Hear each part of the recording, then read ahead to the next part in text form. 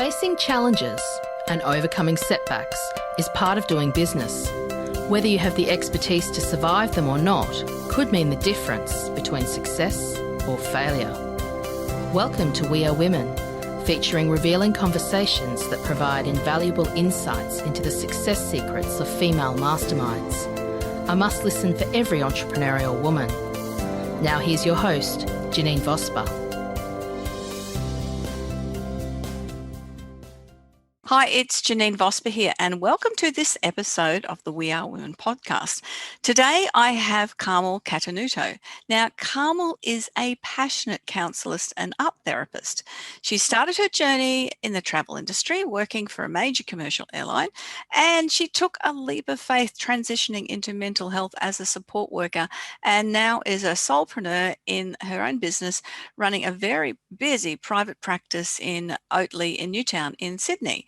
Now, Carmel works with the heart and provides practical and creative strategy for heart-sick career women. Oh my goodness, no wonder you are busy, Carmel. Her clients come from the corporate world, small business owners that are stressed out health professionals who just want some change. She helps her clients move from restriction to feeling stuck and then into rediscovering freedom, spontaneity, choice, and most of all, creativity and aliveness. Carmel enjoys life, sharing time with family, as a close relationship with her sister and kids and conscious community. She enjoys ongoing inner self-development, music, dance, and all activities that allow for the expression of creativity. Welcome, Carmel. I love that. Some of the bios I have, quite the steps of careers and things like that. I love that. That's very much about the creativity and that spontaneity. Oh, thank you, Janine. That was lovely. It was lovely to listen to that, actually, in the way that you expressed it. It's quite, because I get to speak at a lot of events, and then you set bio that somebody reads out, and you sort of nod, it's me. It feels good when it's a good reminder of who we are and it is have achieved. Yes, that's right. So that you said in that it's took that leap of faith from the travel industry. So tell me, we want to get to know Carmel and who you are and what you do and what you believe. And so tell me about Carmel. Oh, thanks, Janine. That's lovely. I get a warm feeling in my heart when I hear that question. Tell me. Look, I was in the travel industry for quite some time, many years, over 20 years, and it started with a trip to Europe, and it was quite intuitive and creative in that, I want to work in the travel industry when I came back. So I grabbed the yellow pages back then, and I wrote all these letters to airlines, and I received responses back from them, and that's where my journey started. And the last position I had in the travel industry was working for Emirates, which was a major commercial, is a major commercial airline, and I was there for quite some time. And it was a startup in the year 2000, and still I was with that same core people in the sales team. And to me, it's about relationships. Relationships are key in all my working history, and I have left, jobs due to relationships. It's like, I don't like this, or I don't want to be a part of that, and so it's about relationships. And I made a phone call, which was a fated phone call, in that I saw a course on counselling. And I just joined up, and that's where I wanted to go, and that changed the course, and studied counselling. And that's definitely very much relationships, but that's something that I've thrived on, is having great relationships with the people I've worked with my clients, just and it makes what you do a much better experience, doesn't it? When you can enjoy doing it with the people that you're working with. Absolutely. And the moments, when I reflect back on the moments of, my working life, and especially, recently within Emirates, it's the people that I remember and the experiences that I had with the people. Emirates was incredible in, it was the launch into Sydney and then Australia and worldwide. So people at that time didn't know Emirates, and so the marketing and promotions was key to being known. So there were some pretty amazing events that I attended, and these were experiences that I'll never forget. And that's it's wonderful having those memories. And I would assume that you know, in the course of the working at that executive type of level, you would have seen very much of the instance of the people that you help now. Yes, yeah.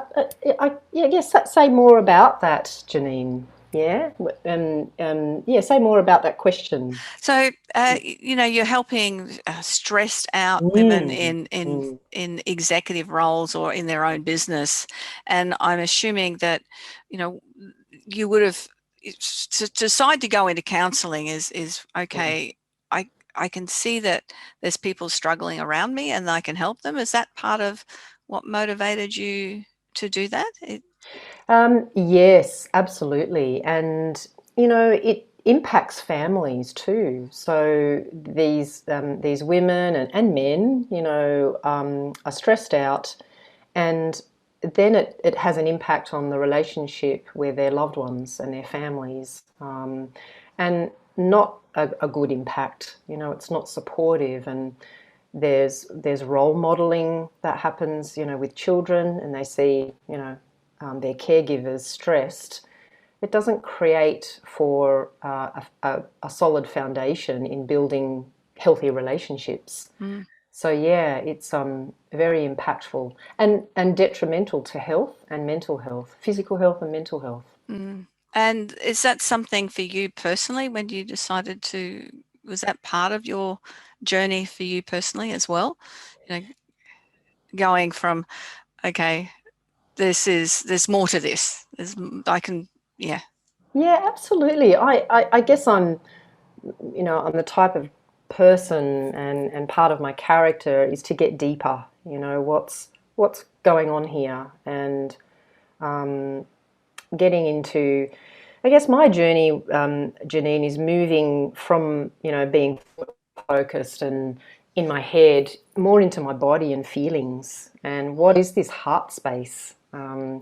It's not always soft and you know soft and mushy. It's the heart is a lot more expansive than what the mind can contain. So it was quite a journey to uh, move beyond my own defenses in the blocks of relating, and into a heart space, and what is authentic relating. There was a lot of inquiry and questioning.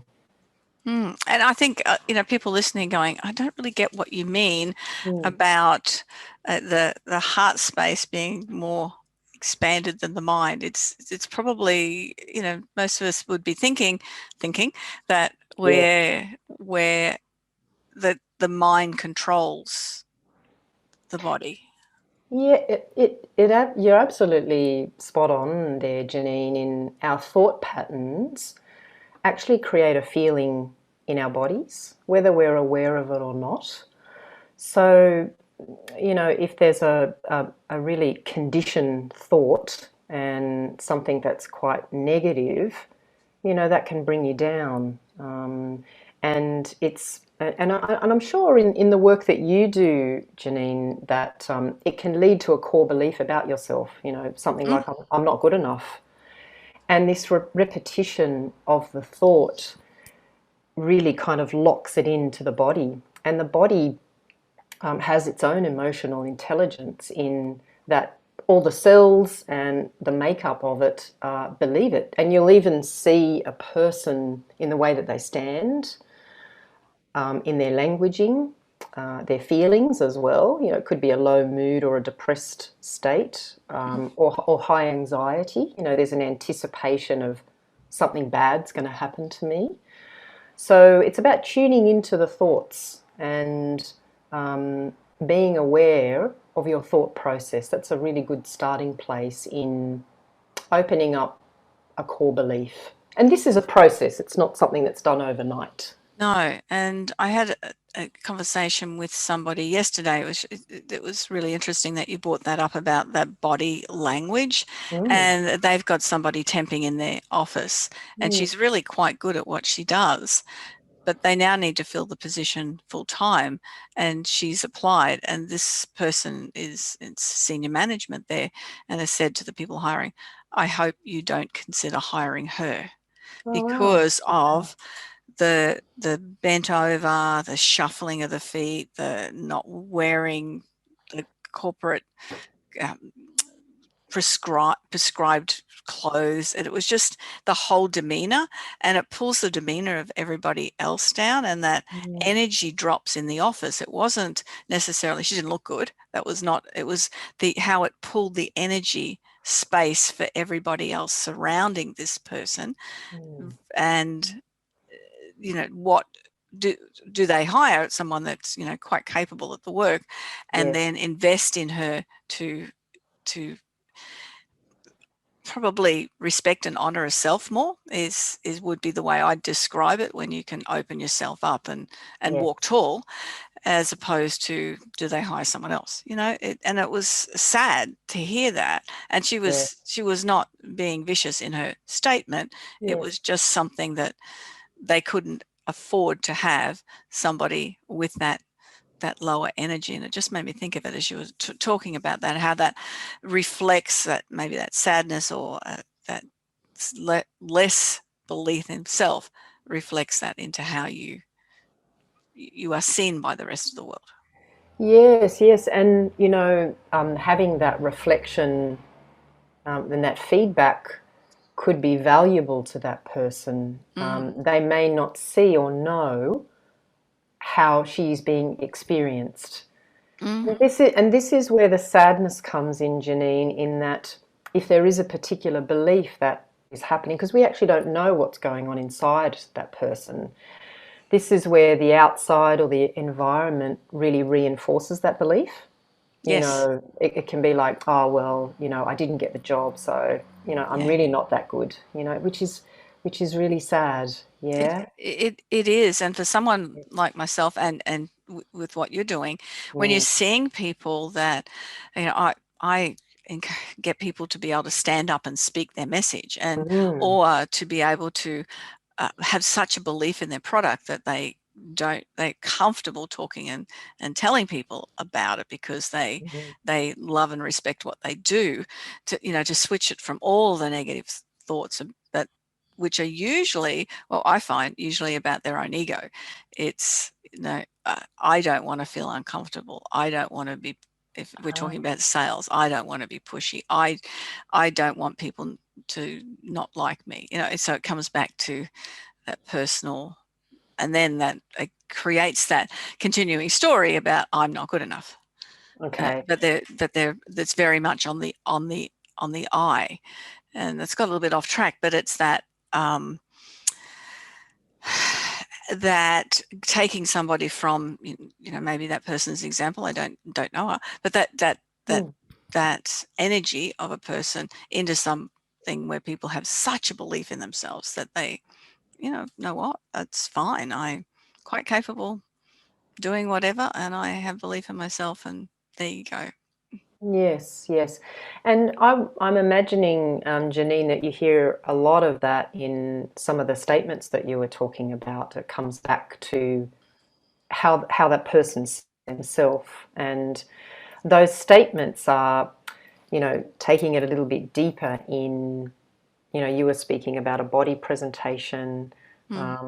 So you're really challenging a belief about themselves and identifying well, this is how I see myself. And then how do I change this? Well, that's right. And then finding ways to do that. And it's not just, not just for someone like me that goes, all right, throw yourself out there and get uncomfortable. It's working with people like yourself. I did a presentation the other night to online to about 300 accountants. I had these really lovely emails came through afterwards, and just shifting. And one was from a gentleman who said his business wasn't doing any good. I think he's gone to work for someone else now because he didn't believe that he had anything worthwhile to sell. But then after hearing me, he learned that he wasn't selling anything, he was helping people. And he said it just was shifted. He said you shifted everything about my beliefs about that. And I said I can help people all the time. So it was really lovely to get that feedback. But that's what you're doing, is shifting people's beliefs or that about themselves, isn't it, as well? It's Absolutely. And gee, Janine, just hearing that, I feel a warmth in my heart. That's profound for that person, and and the impact that you had on that person. There's when I hear that, there's a bit of spark. It's like, oh wow, this person is valued and has a contribution to give to, firstly to themselves and their families, and then society, and really helps to build esteem. And changing that is it was really lovely to receive that and to receive that feedback. So not and because I presented online and it was a format where I didn't see any of the audience, so for an hour I'm just chatting into the camera. So to get some wonderful feedback like that was excellent. I had a few emails, which was very nice. Yeah, lovely. To receive. Yeah. But that's the thing, isn't it? It's about our core beliefs. So, strategies to change those core beliefs are important if they're not serving us. Yes, and I think they need to be challenged. These beliefs can really run the show. They can really be upfront, and so it's up to you to take responsibility to challenge those core beliefs. And I think starting with a mindset, and what am I saying to myself internally when something happens to me? How hard am I on myself? Am I judging myself, or am I reflecting on what's happened? So criticizing yourself is harsh. That doesn't necessarily change things. And what I like to do, Janine, is I like to have a play with words. So replacing the word why with what or how. So why tends to loop, and it keeps us going around, and it doesn't necessarily, it keeps us kind of stuck. And I think using the word what or how in a sentence as opposed to why, why did this happen to me? Or how can I learn from this experience? Or what is it that this is teaching me? It opens up a lot more inquiry, and it's a lot gentler to yourself. And you can, most of us are familiar with journaling, so we can start to write, and we can start to get it out of our headspace onto paper. And what I find is when you're about a page and a half into journaling, something creative happens, and you start to relax and get more into your body. I know for myself in my own journaling, by about a page and a half, it's like, whoa, oh wow, this is interesting. I didn't think of this. So another perception, something else happens. And I think creativity is a lot more powerful. Yeah, okay. I work with people and suggest journaling. It's not one of my things to do, but that's an interesting concept. I haven't heard that before. But changing those words is such an important way. And even, with sales conversations, I get people to remove the why. Okay, do you? Oh, great. Until we get down into, the maybe the end of it. But if we're building rapport and we want to connect with people and build relationships, then how and what and where tend to be the softer questions. And I had someone say to me the other day, it's a business partner I work with. We run retreats. She does yoga and Chinese medicine part, and I do what I do. And she used the word might. So how might you do that differently? Okay. And I thought, wow, okay, because that really creates the opportunity to think, well, what might I have done? You know, I thought, what a great word. I loved that word.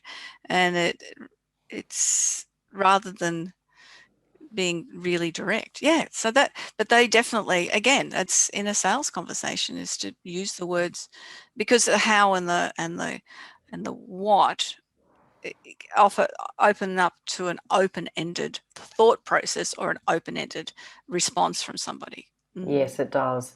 It's yes, that's just changing that, as you know through your experience, opens it up wider. Yeah, and it doesn't put a limit on it. And creativity is limitless. It's endless, and sitting with inquiry takes it further. Whereas with the why puts limits on it, and that's where we can get stuck. And so moving into challenging beliefs. So then you're getting into noticing your thoughts, getting it out onto paper, changing your languaging internally. So this is developing a healthy nurturer within yourself as opposed to a critic, and being curious about the origins of where this particular statement comes from, like I'm not good enough. Was it reinforced at home? Was it, caregivers? Was it teachers? And that's getting curious about that. And then, once you know what the statement is and you know where it's come from, then you can challenge that and rewrite the script. And getting into the body in the feeling sense. So I'm imagining, Janine, in the people that you work with when they're learning to speak and be confident, that, from what I heard earlier with the statements that you made, so there's beliefs starting to bubble up.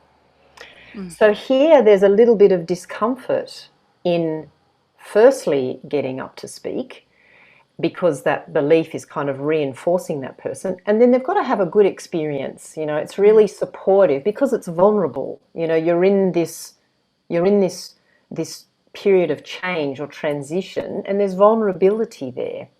So having someone like you to as a support allows them to have a good experience. It's like, oh wow, and this adds as reinforcement and validation.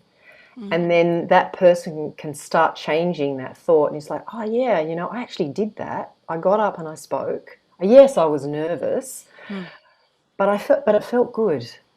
I might do a little bit more of that. Yeah. It is really powerful. I've been I've been part of a not-for-profit public speaking organisation for about 17 years. And Wow. I'm currently Australian president second time through, and state president, and all these other things I do in my spare time. And but I stay with it because of that factor, to be able to mentor people and see that acceptance of themselves. We had a person turn up to a meeting recently who was one of the most nervous I've ever come across, and she is going into an occupation where she needs to be able to speak. And at our meetings, we encourage people to do a bit of an impromptu, but if they can't do that, at least stand and introduce themselves. And she'd sort of said, no, I don't want to do that. I said, you're going to walk out of here tonight and say, oh, I can't believe I was so nervous I didn't get up, and you're going to berate yourself. Or you're going to get uncomfortable and you're going to stand and introduce yourself. What would you prefer to do? And she got up to spoke, and then we couldn't stop her speaking. She just really got into it, and she'd had some really traumatic things that happened in life where she hadn't spoken for years. So it was a great space for her to be able to share that. And But that's the thing, isn't it? With anything that we're doing, how do we want to feel if we haven't taken that step compared to how good we might feel if we've taken that little step and pushed ourselves, and then we can acknowledge exactly what you're saying. You know what? I did that. Absolutely. And the impact that she would have had on others, because often, especially in groups, you touch others, Janine, and that's like a spark. Yeah, I can really relate to your Mm. story. That happened to me too, Yes.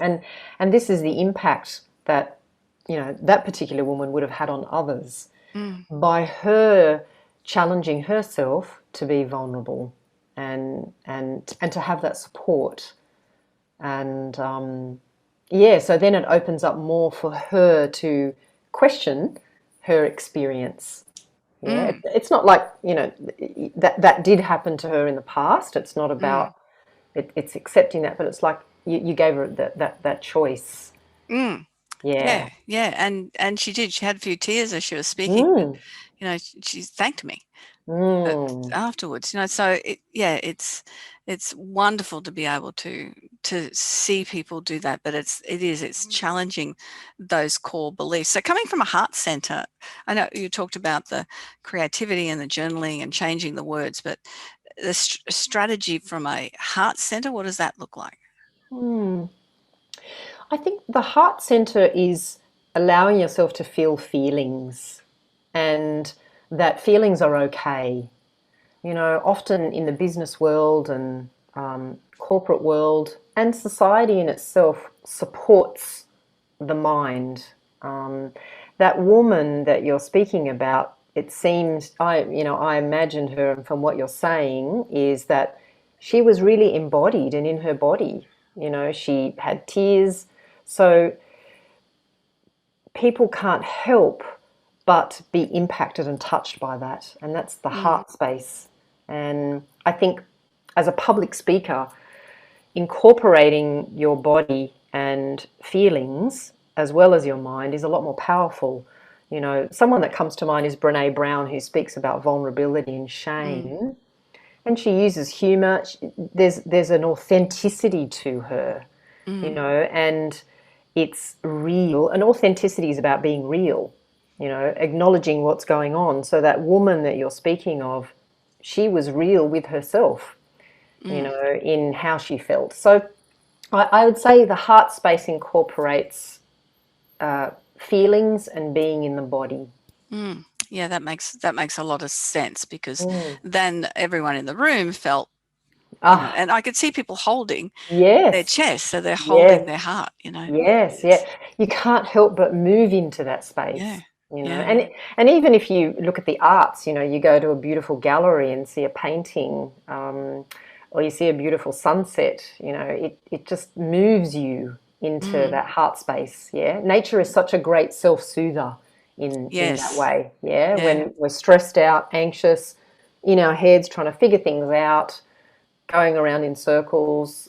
It's anxiety provoking, getting out into nature and doing that. But yeah, it's about embodying feelings and what's happening on the inside.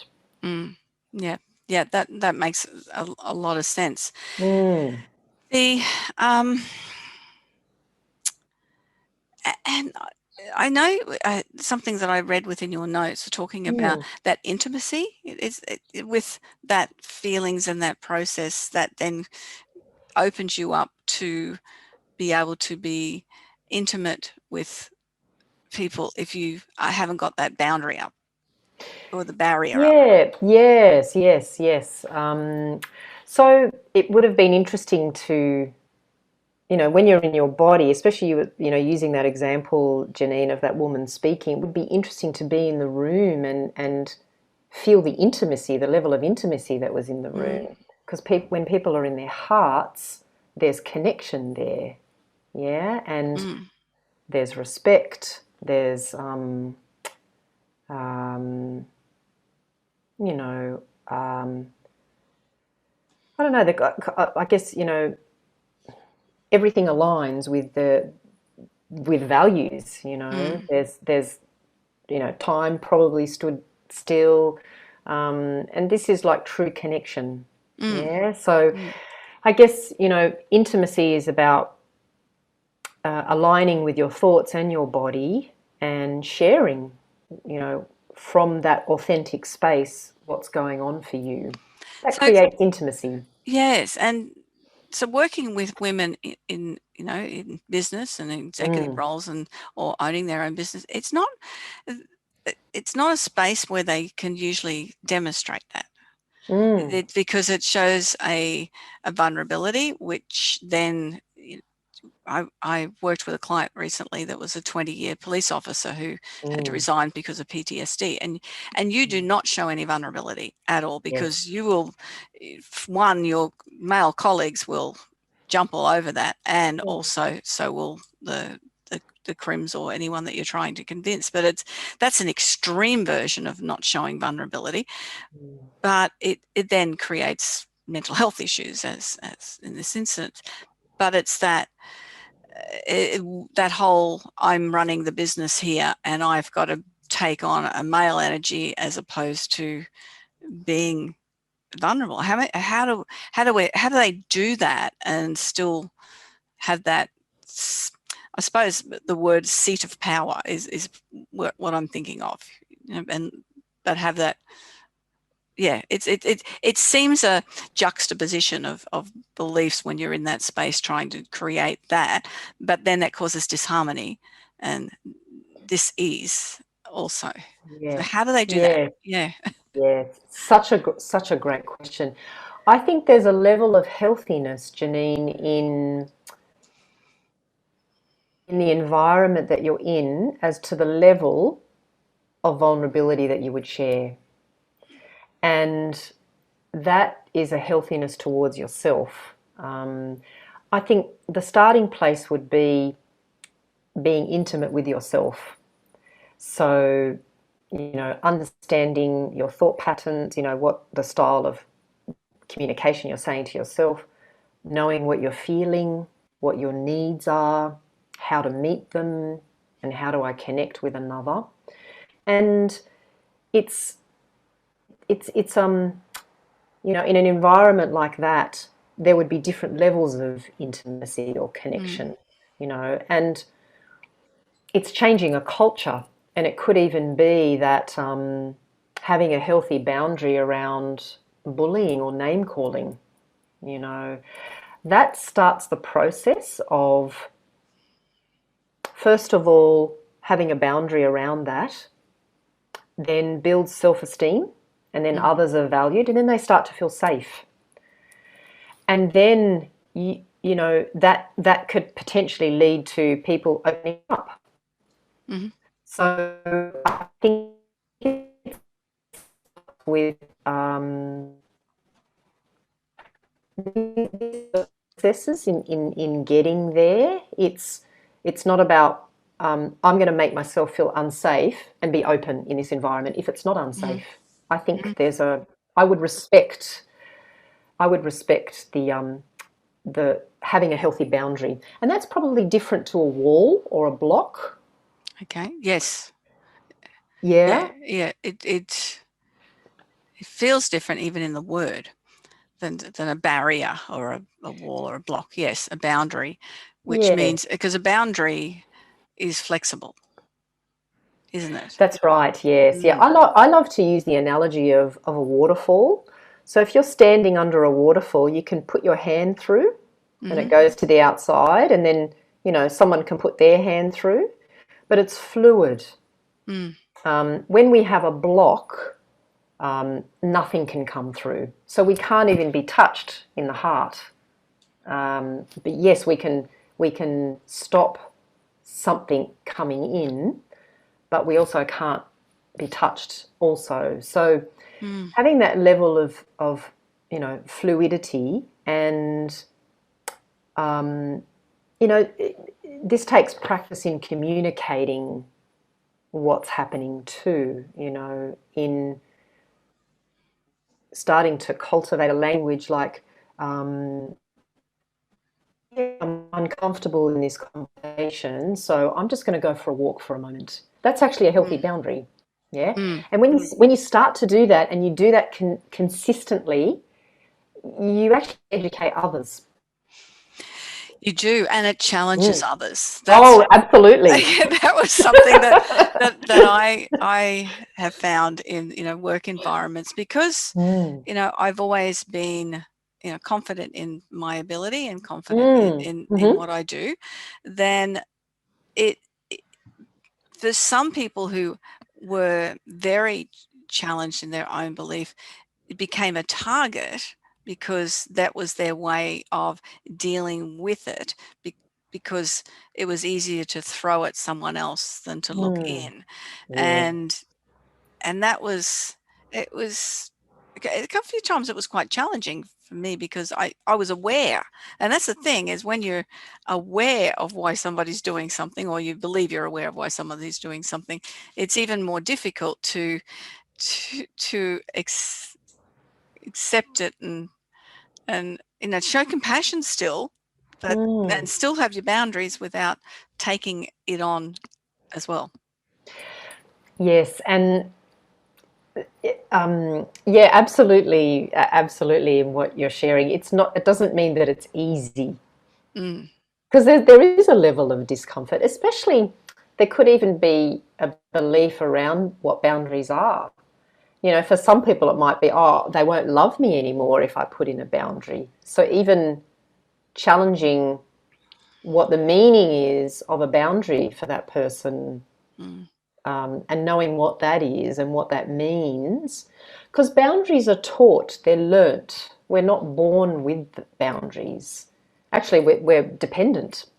We're quite dependent young. So we mm. learn that through modelling and through the people around us.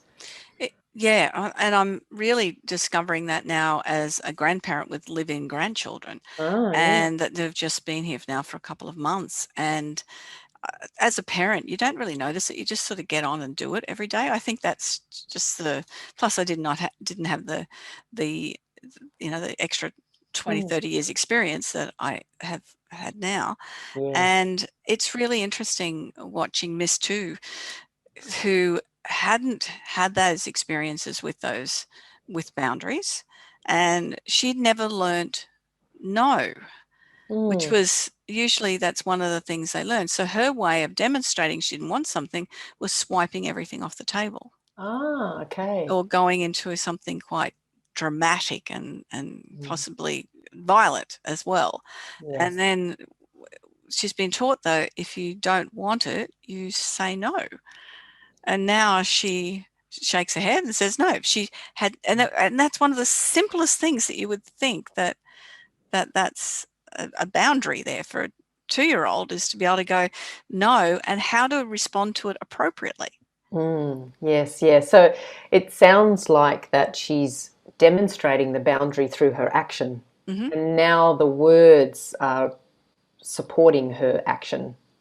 And it doesn't have to be Mm. as as dramatic as what it was, Mm. and less accepted by society, probably, is another Yes, way to say that yes, as yes, well. It doesn't, but it was a behavior that had been learned, yes. and now it's, yeah, it's really interesting. It's interesting having the opportunity to be part of both grandchildren's lives, the ones that are living here, Mm. so intimately, and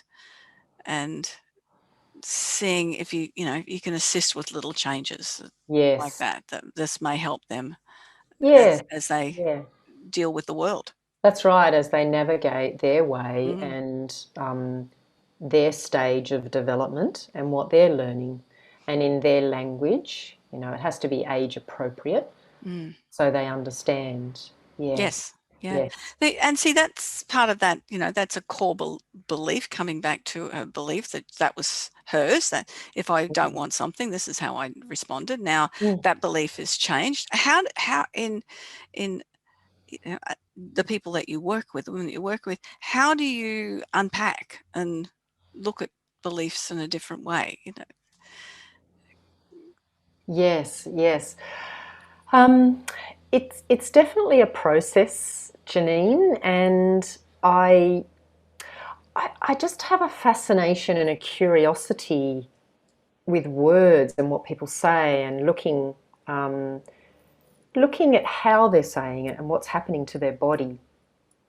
And unpacking is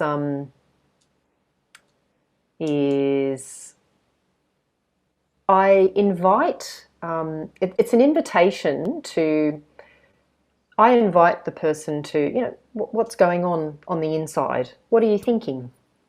Yeah. Mm-hmm. Or I'll ask, the type of therapy that I do is it's Gestalt therapy, and it's a particular modality. So it's very much in the present.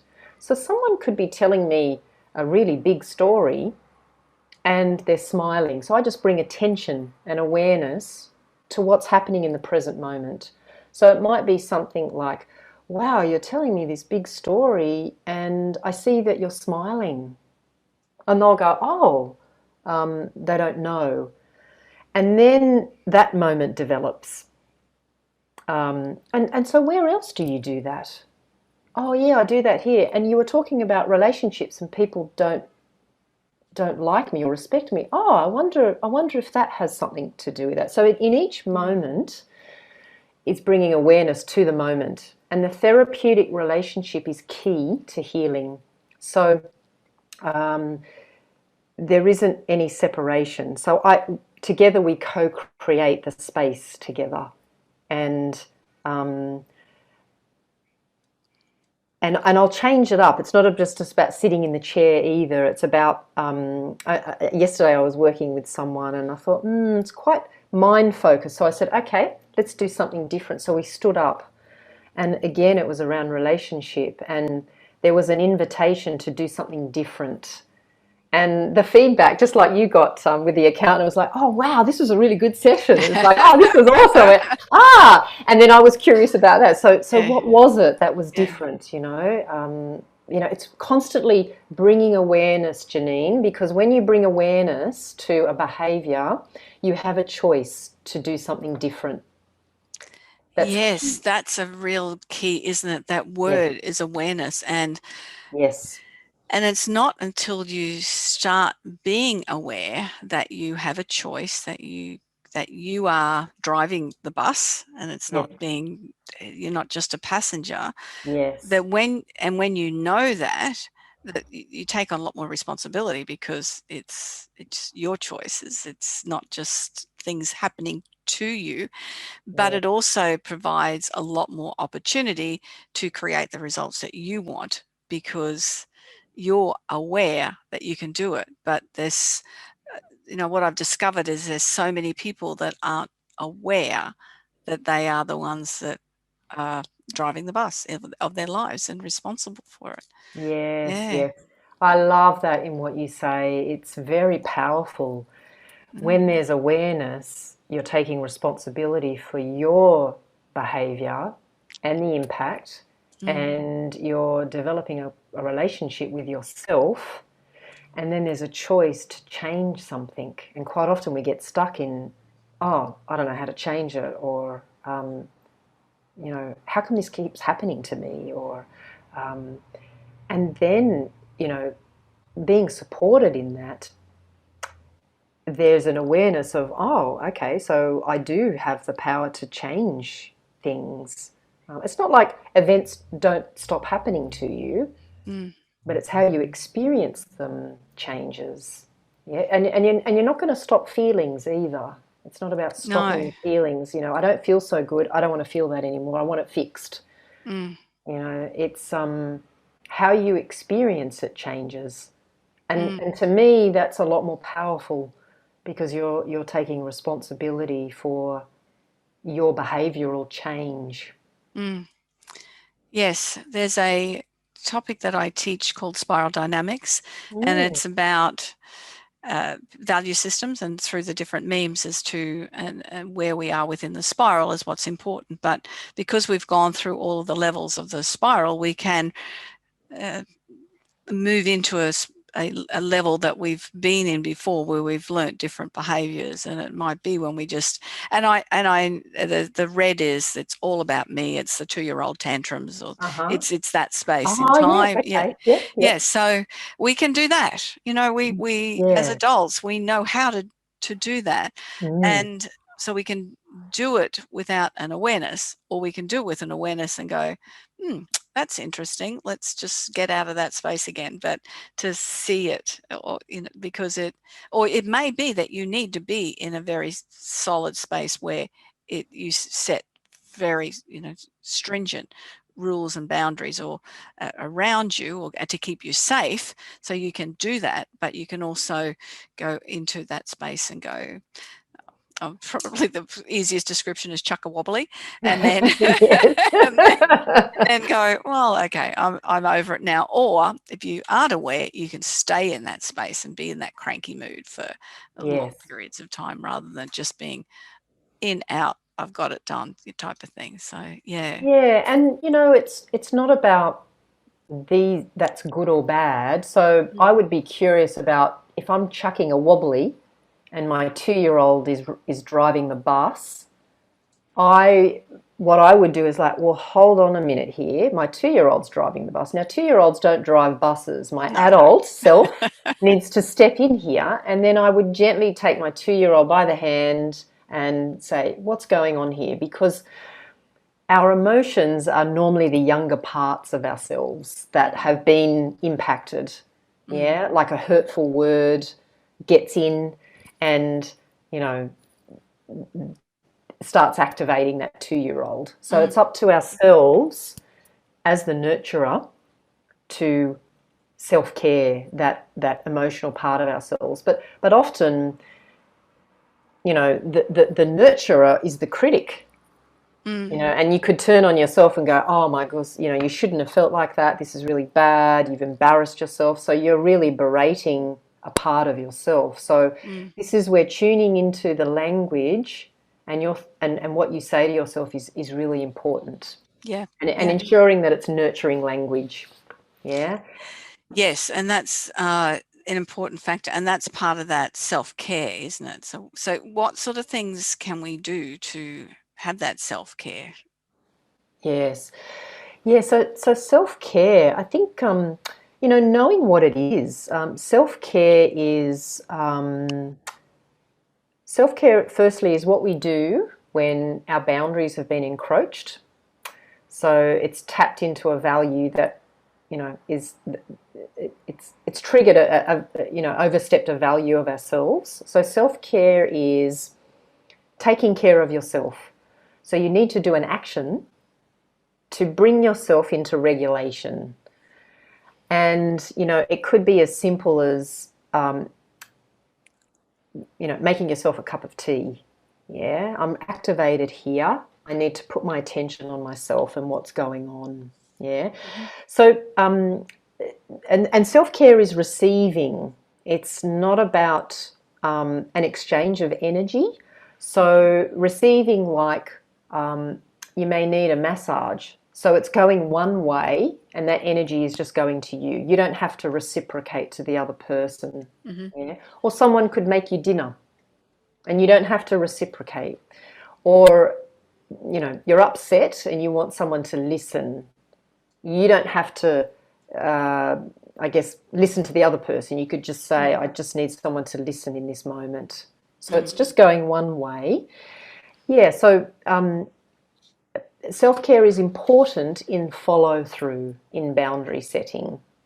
So if you say you're going to do something, it's good to follow through. So make sure you set something where it's reasonable.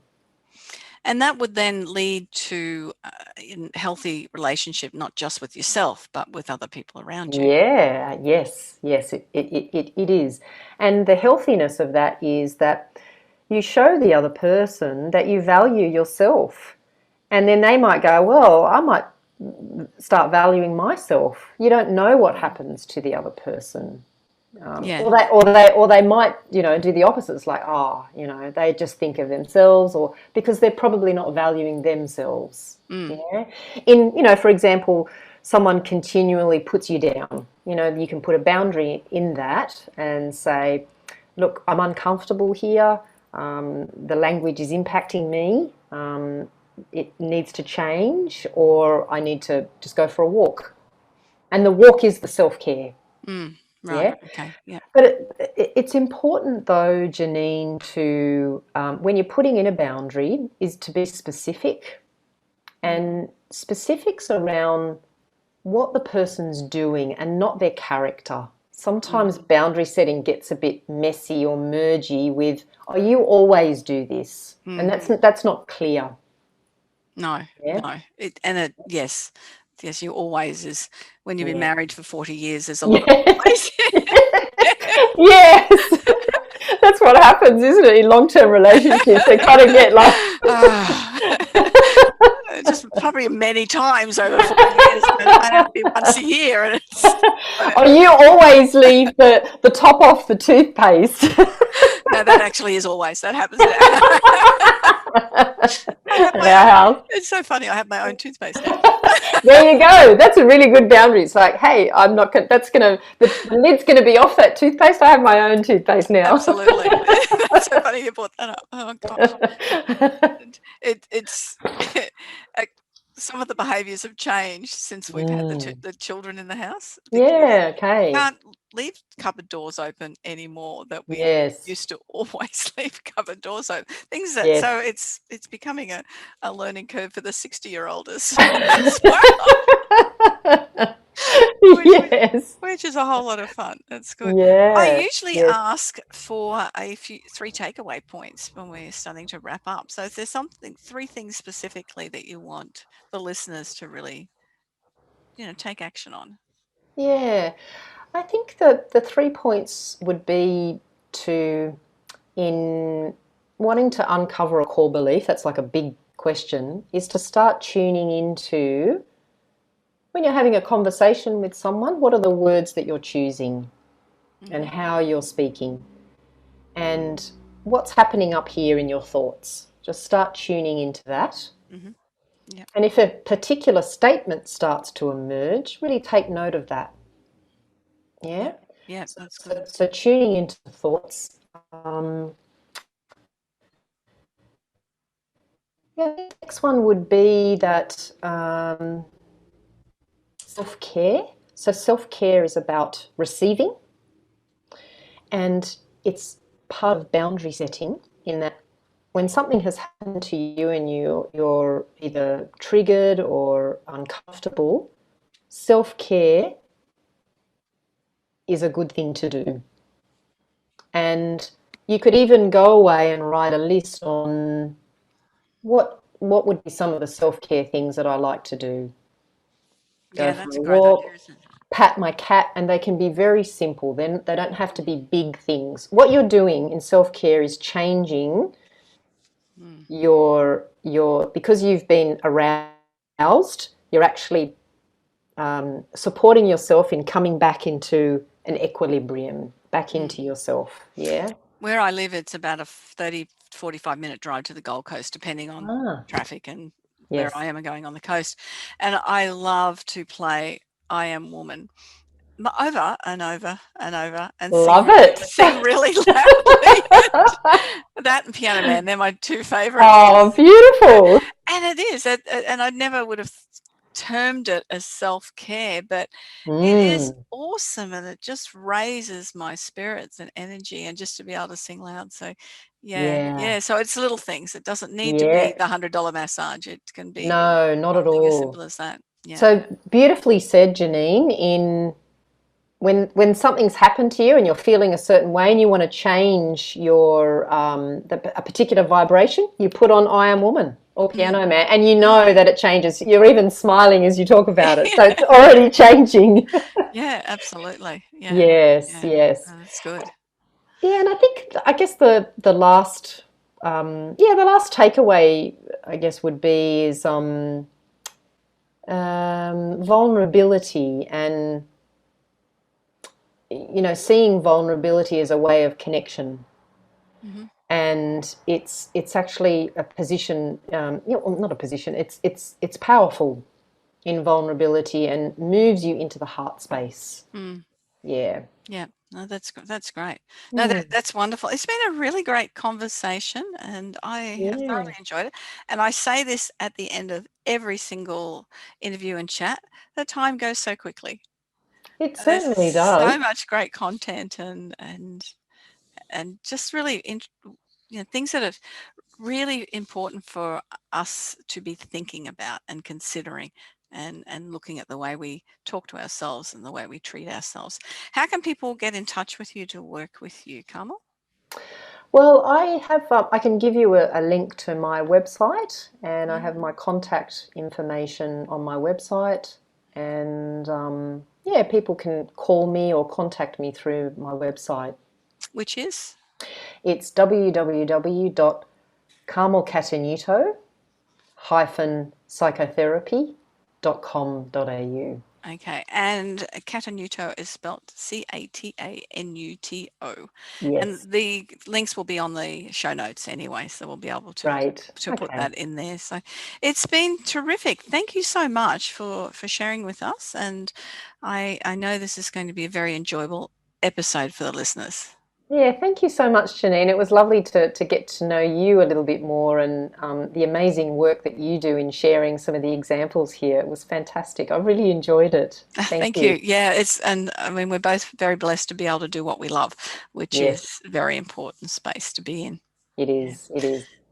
So that's another episode of the We Are Women podcast. I am your host, Janine Vosper. Remember, if you've got any questions or you're just a little bit unsure about where your business is going, how you can build confidence or anything, if I can't help, I can certainly provide you with the name of somebody that can assist. But if you go to my website, janinevosper.com, there's an opportunity to have a strategy call. So we can just have a 20-minute conversation and hopefully I can point you in the right direction to be able to solve your problem. So please do that. Please leave a 5-star review for this particular episode. And I look forward to you joining me next time on the We Are Women podcast. Bye for now.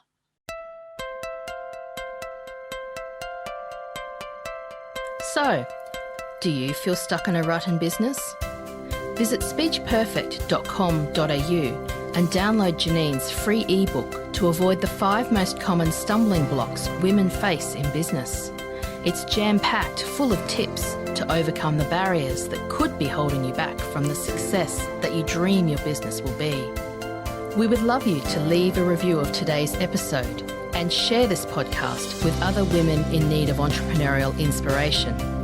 Subscribe to the next episode now and join the We Are Women community.